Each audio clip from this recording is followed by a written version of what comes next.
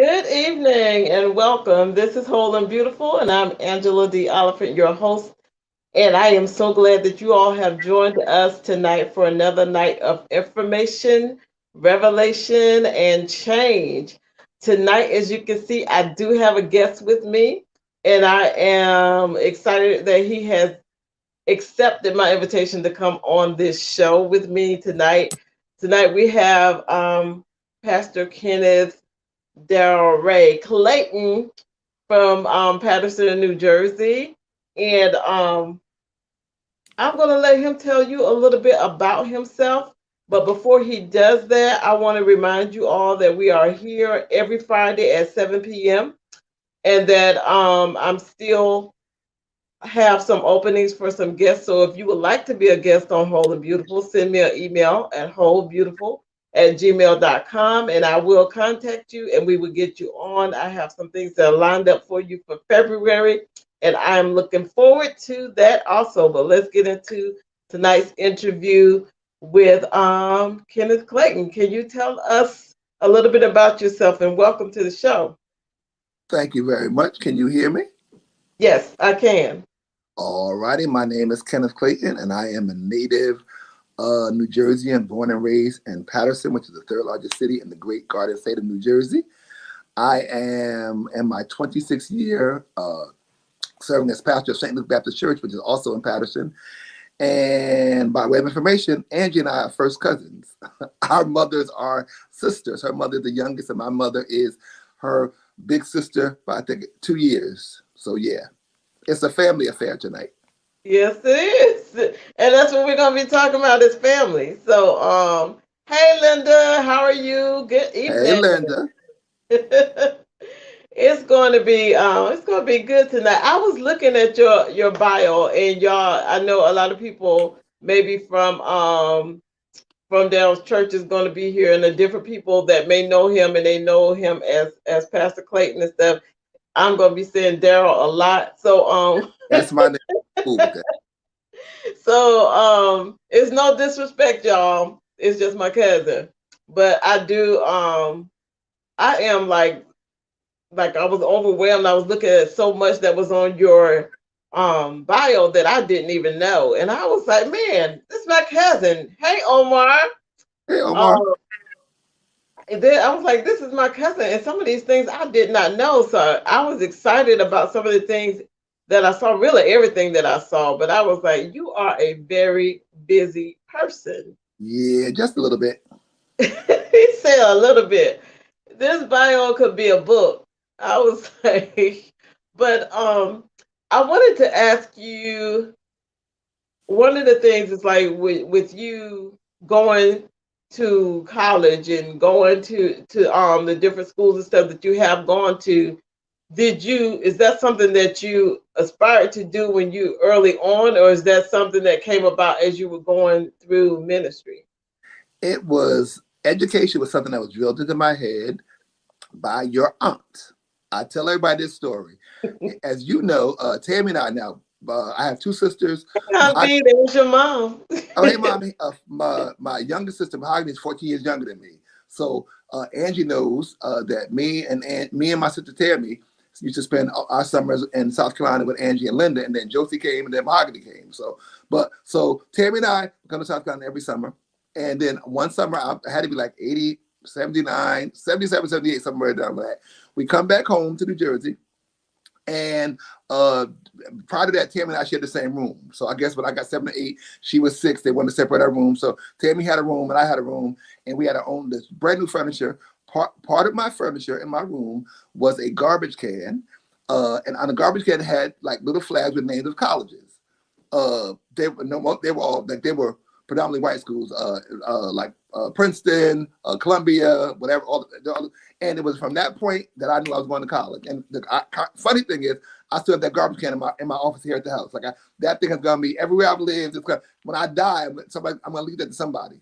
But I saw the colleges on the garbage can, the names of it, and I knew that day I was going to college. My mother always drilled in my head, and Tammy said, and Mahogany said that we were going to school. It was her and my father trying to pay for it. We just had to get good grades to be able to go. So at that point, I knew I was going.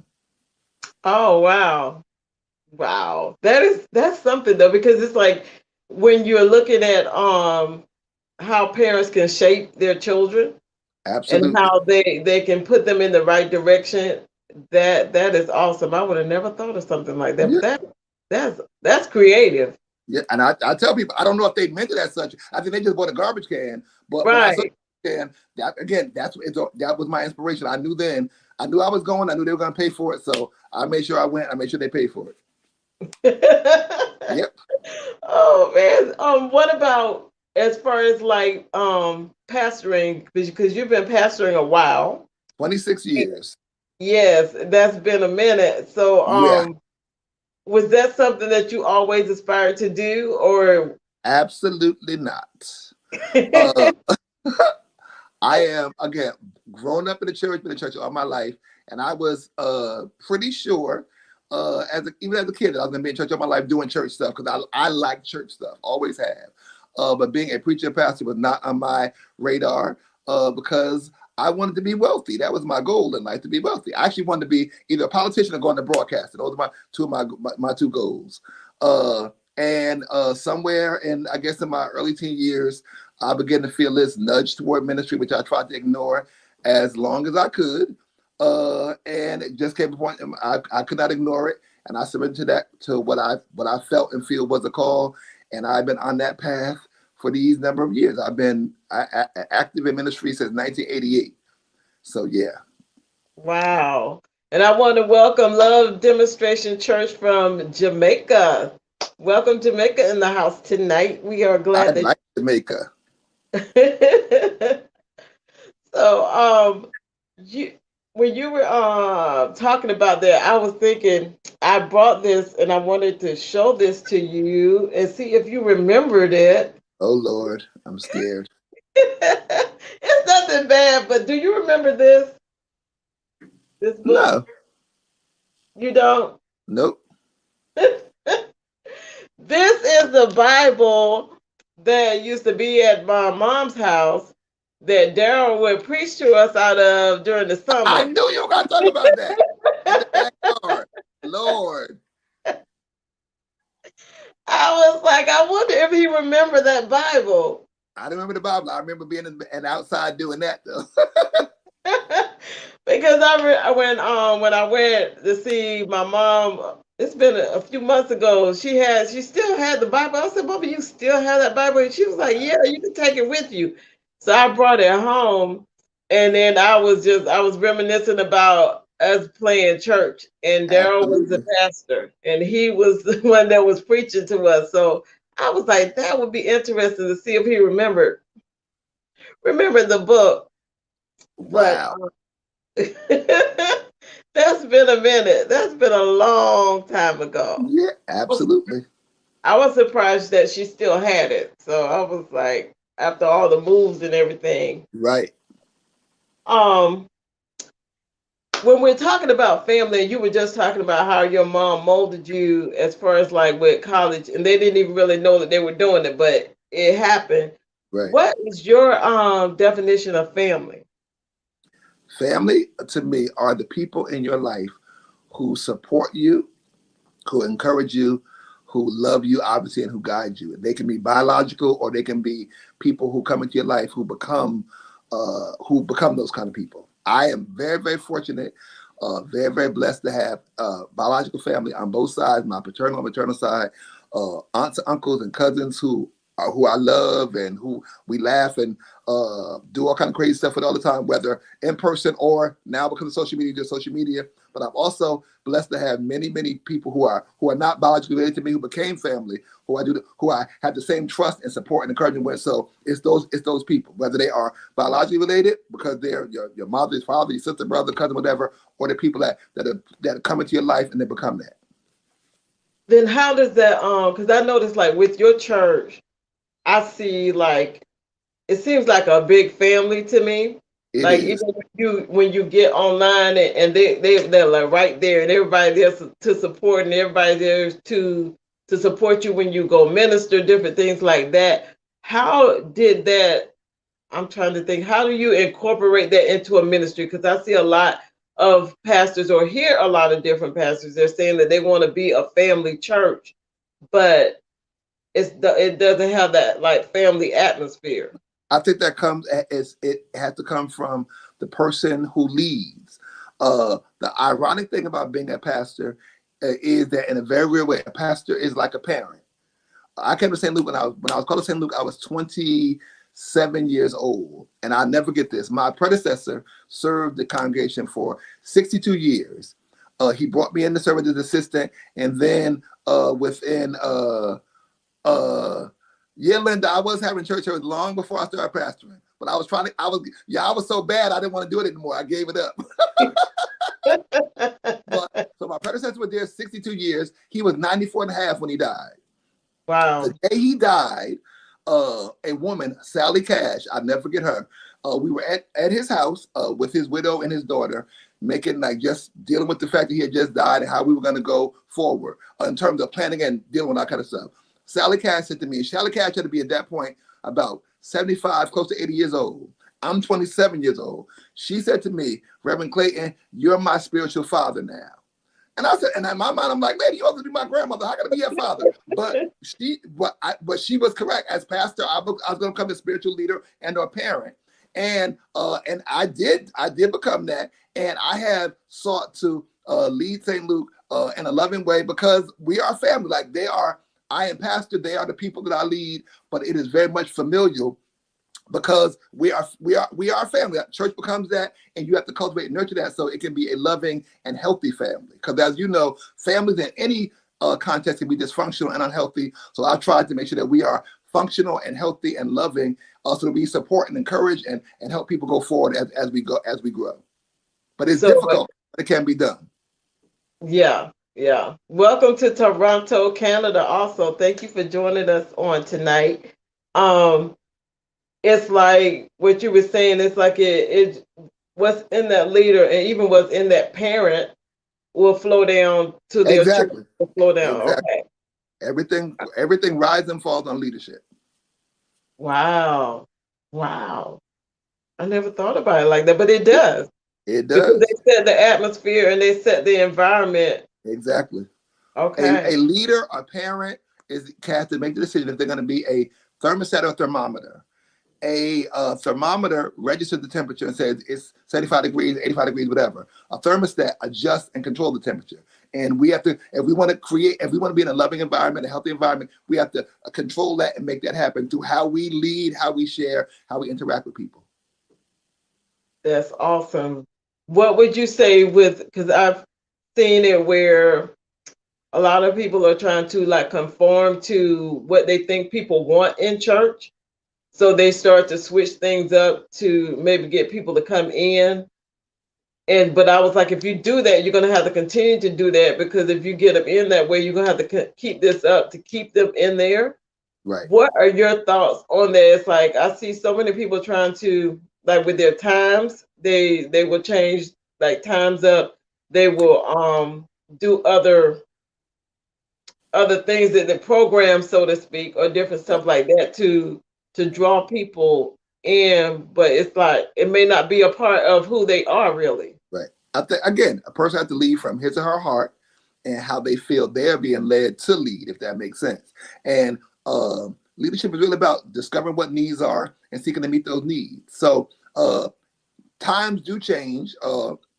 And because times change, it may cause and create for changes to happen in some way, shape, or form. But if you're meeting needs, that's what we've been called to do. So that's what we try to do. And people have social needs, spiritual needs, obviously physical needs, and we have to seek to meet those needs as we attempt to minister and do what we feel is God's work and God's given program or vision for a particular church or community to do. Yeah, because I look at it too in that sense where everybody has like those basic needs, and if those needs are being met, right, yeah, and that's our call and commitment to do that. Okay. What do you do for fun, since you are doing so much, and I saw so much that you do, and you're always busy, busy, busy? Is there anything that you do just to say, I'm going to relax? I'm a boring person, really. But what I do to relax. No one thinks I know how to relax. That's number one. But I'm pretty boring. But what I do to relax and to re-energize is I like to laugh. So, as you know, Josie knows this. I don't watch any like any modern, any up to date television shows. All I Right. watch is comedy, number one. So I watch Sanford and Son, Good Times, Golden Girls, The Jeffersons, Barney Miller, All in the Family is like my favorite television show of all time. So because the world is so serious, I deal with serious stuff all the time. I just want to laugh. So when I my downtime is sitting in front of TV and just really watching things that I have seen for the last 30 years, but watching like it's brand new to me and just cracking up like it's the first time I ever saw it. Because Yeah. laughter really re-energizes me and gives me the ability to deal with serious stuff, deal with some bad things at times, but yet not be consumed by it and become destroyed by it. So Yeah. Laughter. Because laughter is and that's for me too. I love to laugh. So I will do that a lot. It's like I'll turn on different shows that I know I'm gonna laugh, and I may already know what that punchline is gonna be, but I right, laugh anyway. And then sometimes I will sometimes me and Linda will get on the phone, or me and Josie are on the phone, and we're laughing about stuff that happened so long ago. But absolutely, it's just a laugh makes you yeah, feel better. yeah. But laughter is so important. Like, and I laugh. I try again. I go to bed usually watching the Golden Girls. I wake up now usually watching A Different World. So when go to bed, I'm laughing. I wake up, I'm laughing. Whatever I meet in the middle of the day, it is what it is, and I come back to laughter. And I try to Yeah. laugh at myself, and I laugh at other people sometimes throughout the day because that makes it go Yeah, it does. It does. You have to laugh throughout the course of the day because I know that every you deal day. with a lot. So Yes, laughter would be good to just release a lot. absolutely. Okay. Um, do you have a person that you and I know it may be many, but do you have one person in particular that you think of and you kind of like look up to, or that's the person that you kind of pattern some things after, or did you could just kind of find your own way as you're pastoring? No, I in terms of my role as pastor, there are several. There are a few people that I have and different people at different times have come into my life to give me an understanding or a model of what that should be like. My first pastor, who is deceased, his name was Alfred Blakely. He baptized and licensed me. He taught me many things. One thing he taught me was how to laugh in the midst of all the chaos and craziness of ministry. He was a big jokester, and like I appreciate that more now than I ever thought that I did, than I ever thought I would. My second Yeah. pastor, Calvin McKinney, he helped me immeasurably to understand the role and impact that a pastor and minister can, should, and must have in terms of how one leads the congregation, how to interact with the community, and stuff like that. So like he was a pivotal person, and then along across the years, other people have come into my life who have helped give shape and direction to that understanding as well. And Okay. everybody needs mentors and models, and I'm grateful that I've had them, and I still have them now because they're people that I lean on and look to for. Sometimes not even just. Sometimes I can reach out and call them and talk to them and say, "How do you do this? How do you handle that?" But sometimes just the fact that I watch how they do what they do. Uh, Mm. we're talking about again this whole idea of being family and being loving. There's Right. a man who pastors in Ohio, Bishop Timothy J. Clark. He pastors First Church of God in Columbus, Ohio. We have been friends and family for like 15, almost 20 years now. But First Church is a church of thousands of members. And I marvel because when I go to preach for him, like we'll be walking through the halls and he'll stop and start talking to people, and he gives everybody attention. He gives everybody like their 2 or 3 minutes, and he talks to them with lovingly. And I'm like, can we go to the office? Can I sit down? Well, he's like, oh mother, how you doing? How da da? And I'm like, oh, but he showed me and he models for me the importance of no matter how great a person may be or how big we might say they are, it's important to be big at home among the people that you serve primarily. People are big superstars out on the road, but among their people, they don't have that same kind of love, but because it's not nurtured. He showed me the importance of cultivating and nurturing love with and for the people that you lead and that you serve. So yeah, I've had many models like that. Wow. Wow. And that a lot of that you don't see. Oh man, but that's awesome to have that type of role model, to have the type of leadership, Yep, to be somebody to be able to show how to walk it out. exactly, exactly. Um, whew, when you well, I asked you that and you said no. Okay. What did I um, say no to? you no, I was asking when you were serving, like when you were serving in the ministry and Oh, everything, did you ever think that you would be where you are, like right nope, now? nope, And he said, nope. nope. I know because again, this even though I used to preach to y'all and y'all were just bad. Uh, I never had I never had a notion or dream or desire to be a pastor, honestly. And so when I finally succumbed to it, and surrendered to it, it's like, okay, I don't really want to do this, so but I got to do it. So like I've struggled with that, and as so and I so then you I struck my struggle with, man, how you do it effectively. And again, I've had to go discover how important people are. Even though I like to laugh, I'm a loner by nature. So being around people and being forced to be around people, sometimes that you don't know. In the case of going to a new church and something like that, it was difficult for me. But again, I learned to really love people. I love people for where they are, for who they are. And it's not trying to get what I can get out of them. It's just because I believe that love is a great initiate of that helps develop relationships, and love when it's genuine, it helps bring connection and among people. So when people know that somebody said people don't care how much you know till they know how much you care. When people know that you Right. care about them, that is what creates the ability to connect and to grow, even when there are differences and difficulties in life and in relationships, and there are in every relationship. Yeah, there are. And welcome, Francina. Thank you for coming on tonight. Francina is a regular here at Whole and Beautiful. Thank you. Ah, Um, I read in your bio where they were saying it says that a sermon that you wrote, How to Stop Sisters from Crying, yep, was published in a book. Is yes. that anywhere on a video or a DVD or something? As an old sermon. It's actually an old Father's Day sermon. I remember it clearly, but I'll send you the book. I have some copies. I'll make sure I send you one this week. Okay, because I was like, oh wow, I would like to hear that. I was like, I need to read that. I want to hear it because that was one thing that I did not know, and I was like, this is published in a book, Yeah, guys. Y'all can. Is there any way that anybody could get the book if they want the book? yeah. The book. It is the book. I'm trying to think of the name of the book. It's a book of sermons Oh, published from men. The editor is Bishop John Guns. Uh, is it I'll see the information because I do have it. okay? And guys, Yep. if you want the book, let me know, and we will get the information to you so that you can get a copy of the book. Because I was like, oh, I want to hear that. I would like, I mean, it's going to be good to read it, but I would love to hear you minister it. I'll I, try to. I know we have it on tape somewhere, St. Luke, but it's old. But I'll try to find it. okay, Yep. that'd be great. That'd be great because I think that I was like, whoa. Even the title, I was like, okay.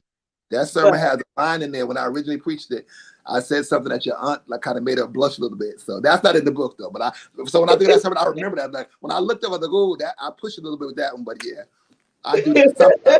Sometimes. oh my goodness. Um, what? Let's see.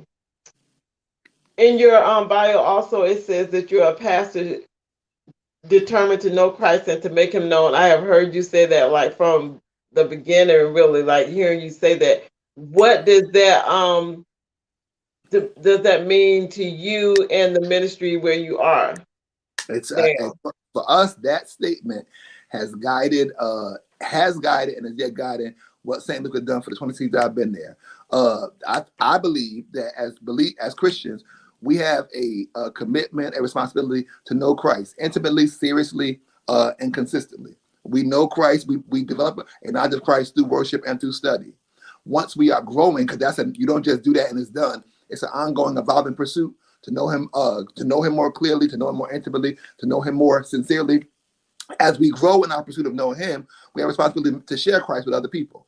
And we do that through opportunities for individual witness and sharing. And as a congregation, we have a commitment as a church, particularly in the urban area as we are, to make Christ known in ways, as we said, that are practical ways that demonstrate the reality of who we are, what we believe, so that it is an opportunity for us to share Christ. So that statement, as simple as it sounds, it is a difficult, evolving reality that we try to put into practice by what we do.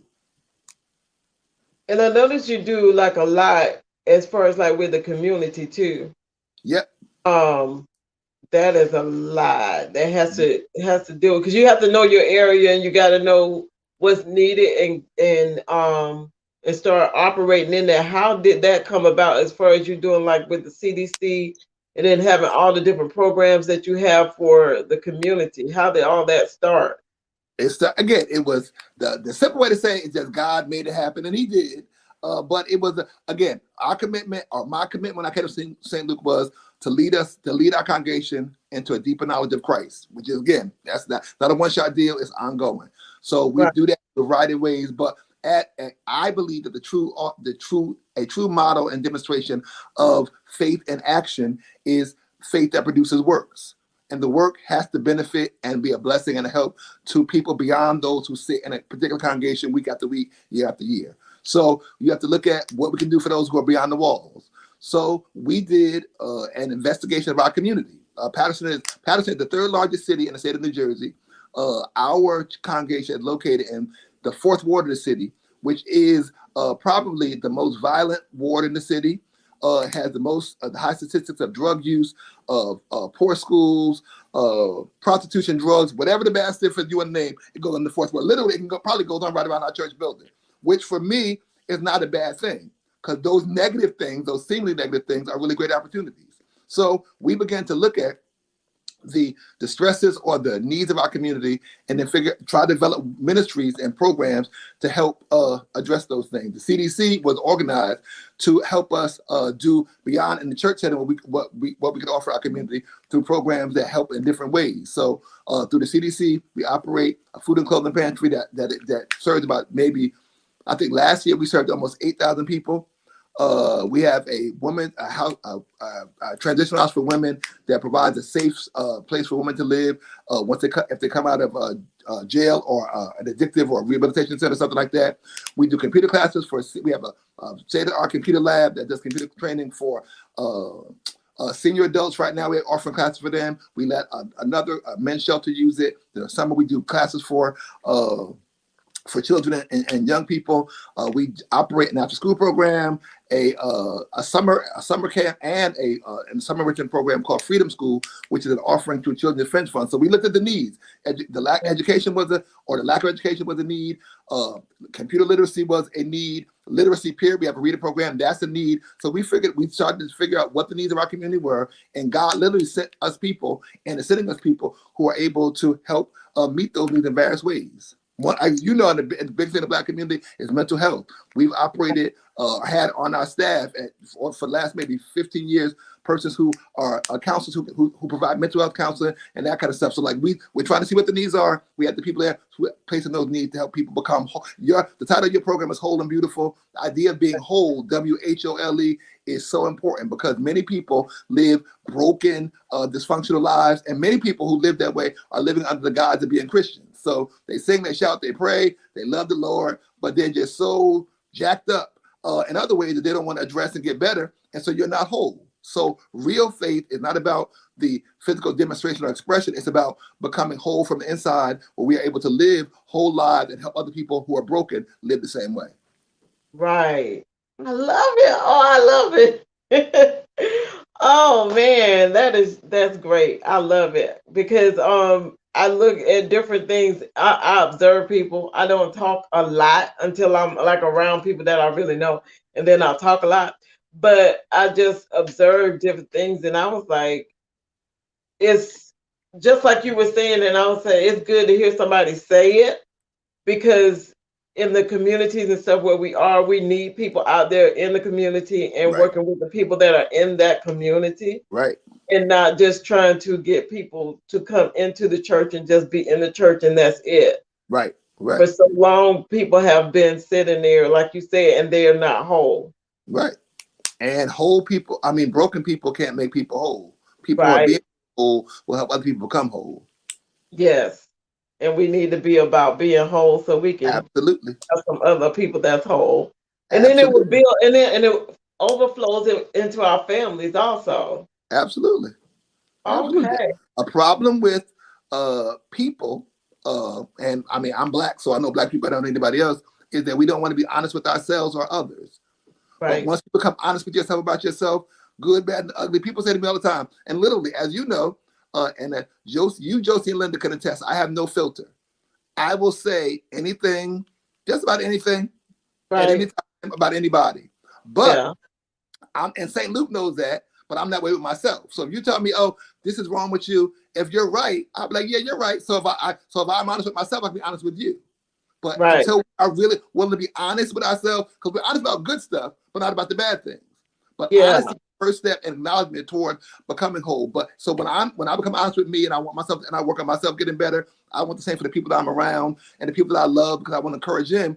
Be true to yourself. No, be honest with yourself, look within, and do what you got to do to get better. So yeah, Yeah. Because people, I don't know why, but a lot of people they get offended and get upset when you tell them that wrong thing. And it's not that you're coming at them and tell them the wrong thing to just like harp on them and make them feel bad. right. Somebody could be sharing something with you that's going to help you, but they're allowing you to see some stuff.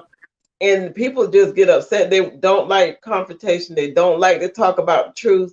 They rather just brush over that and Right. keep it all happy. But everything is not all happy all the time. Nope. Unfortunately, life has some bitter moments and some painful moments, but you can, as you and I go through them, we can grow through them if we allow ourselves to. Yes, that we can do. We Yeah. can do that. And if we will allow ourselves to do that, yeah. Because we need Yes, to we really can. be honest. And that's good. I like that because we need to be honest with ourselves. Because if we are that with us, then we'll be that with other people. And And, that's the and best way to and be. and people know when you're real. Yes, Like people can feel your authenticity. So when you're real with yourself, that's not just it's not just being transparent and just saying whatever. It's a matter of acknowledging that I'm not perfect. right. I have my flaws, and when people see that you are real about you, they don't mind sharing their flaws with you because they know we're all trying to grow and go together. But when you put a sense of perfection that no one has ever attained and no one will, then people like I can't like if she's perfect, I can't be like her, so I'm just not even gonna be bothered. And that's how we have lost people trying to persuade them or make them feel that we're something that we're not. And they feel they can't do it and we're not doing it, so we lose them. Right, right. And we do that so much with like just family in general, and people they can't be honest and be truthful with each other. There's so Right. much secrets and so many things that's going Yeah. on, and people just won't be open and just Yeah. talk to each other. And if they would better get along, and they find out they got a lot in common too. Absolutely. So, oh wow, this is so good. I'm gonna ask you this because we got a little bit more time. And yeah, Fresh, and it's the truth. The truth sometimes it does hurt, but It then does. will heal too.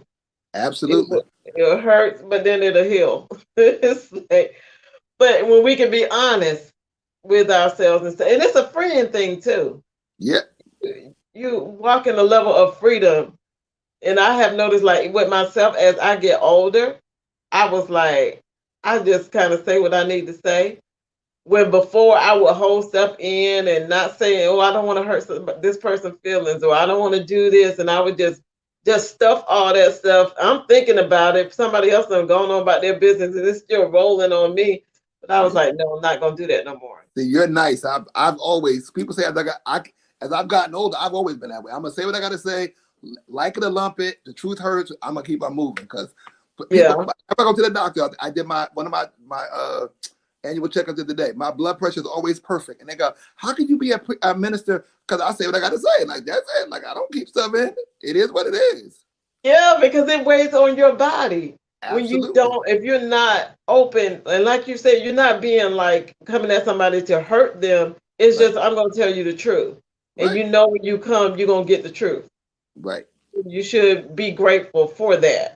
Yeah. But I wanted to ask you this other question was that the when if you could go back in time and talk to the 21-year-old Kenneth Darrell Ray Clayton, what Hmm. type of advice would you give to him? Well, I cannot What tell you would the answer that I you gave you privately. I don't know who's watching this, but I would say publicly, I will say that I would tell 21-year-old Kenneth Clayton to probably listen. Then yeah, listen to your father, and don't think you know it all, because I thought I knew it all. Like, and I guess that's part of being that age, being cocky and young and thinking that you're smart. But so one, definitely listen to my father. I don't know if I would have did what he said do, because I didn't do what he said do, but listen to him. Like, really take it in. Listen to him. But don't think you know everything. And that's for real. Don't think you know everything, because I realize now, and I am 32 years from being 21. I'll be 54 in September. So 30 plus years later, I realize much more how my father was right about a whole lot of things, and how I just dismissed a lot of what he said when I should have taken it to heart better. Yeah, yeah. It's like you go back and you look at those things, you're like, ah, Yep. yeah. But then they let you grow. It's like, okay, Oh that's yeah. of course that's what you want to do. Then Yeah. it's like, they let us Absolutely. go and grow, and then we Yep. find out, oh They man, were okay, right. Yep. yeah. Dang, they were right. And then we try to teach our own kids, and And they they don't do listen. the same. They don't That's listen. right. So 30 years from now, my kids will be saying, "Oh, he was right. He was right." Yeah, but yeah. Yeah, but it's like looking back at it, everybody was like, "Oh yeah, they was right." But in the moment, you think you got it, and you Yep. think no. Oh Absolutely. man, is there like a particular quote or particular scripture or anything like that that encourages you and keep you moving, keep you going? Actually, now I'm not saying this. This probably I got to find Martin Luther King Jr.'s quote about serving has always inspired me, because he says simply, "Everybody can be great because everybody can serve." And I think that most of us in life, not necessarily ministry, but in ministry and all areas of life, people want to be great. They want to be successful. The success is defined on what they think success is. But Dr. King said, "No, everybody can be great in life because everybody can serve." And I think that if we really understood, and then undertook serving as a means of helping others, helping our community, helping people, if we did that as a means of being great, our families, our communities, our churches will be a better place. We have people who want to be served, but they don't want to serve. And that Right. is what's crippling us. Yeah. Yeah. Because they get in a position and now they want everybody to serve them. They're not Right. serving. Yeah. Right. And we talk about in our community now how, oh, remember when people used to do things for people, now that all kind of stuff, we have become selfish and not selfless. And it's Right. because we don't see serving others as a noble or glorious task when it is. And it takes on so many different ways. It's just about helping people, helping our community, that's serving, but that is the way that we make the world great. We make the world better, and we become great in the process by helping others. Yes, we do. We do. We do. That is awesome. Yay. Um, what do you look for, like, what do you think your future is going to be like as you move forward in pastoring and doing all the things you've done so much up until this point? Is there anything else like on your radar that you're saying, I want to do that, or that's something else I want to accomplish? I don't know if I have specific things at the moment. There's some goals that I'm using and trying to figure out some specific things, how to make certain things happen. But I think that the pandemic has created for us a great opportunity uh, as to how we do. Like, we're literally starting all over again in so many ways, Yes. uh, because the pandemic has shut us down. It has disconnected us. It's made us afraid. It's made us scared. So we're starting all over again. And it has affected people, I think, mentally, and our social skills are definitely at like almost below zero.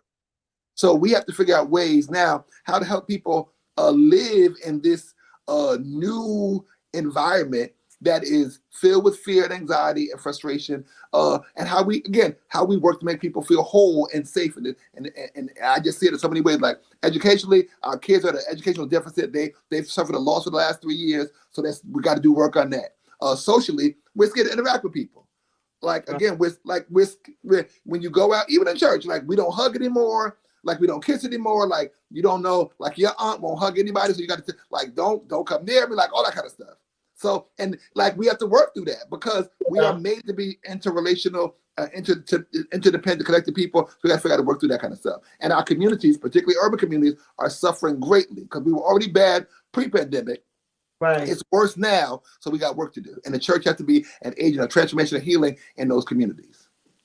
Wow, that is awesome. I want to thank you, Daryl. We are closing up. We get to the end. Is there anything else that you would like to share before we end this broadcast on tonight? Just thank you for the opportunity to share. It's been my joy and pleasure. And yeah, like I'm glad, I'm grateful that you have this platform, and I will continue to support and watch you as I have in the past because it's a great thing. So yeah. Thank you. And I wanted to tell you too, I was so excited that you could get on here on tonight because I know how busy you are, and I know you have to do a lot of different things. And I'm a single man. I have nothing to do on a Friday night. I'm just gonna watch the Jefferson in a little while, so it's okay. You sound like me. I'll be there too, watching the same. Absolutely. But I was just excited that you decided to come on and everything. You were one of the people that were on my list. Like I have my wish list of people that I want on my show, and you were on my list. So the fact that I get you on here and you're the first one that I can mark off my list, like, yeah, he's come. So it was my honor and pleasure, really. I mean that. Well, thank you so much, guys. I thank you all for joining us tonight. I thank you for being here and allowing us to come into your homes and come on your radios and your different avenues of listening. And I want you to join us again tomorrow at 4 p.m. This will be a replay on tomorrow at 4. Thank you, Linda. Thank you, Linda. I didn't talk about you either. I got some stuff I could have said, but I kept it. Tomorrow it will be a replay at 4 p.m. So if you missed any part of this broadcast, you can go back and re-listen on tomorrow. And join me again next week on Friday at 7 p.m. I'll be right here. I am Angela D. Oliphant, allowing you to see, hear, and to know that whole and beautiful is not just your destination. It is most definitely your journey. Love you guys. Talk to you again next week. Good night. Good night. Be safe and well, everybody.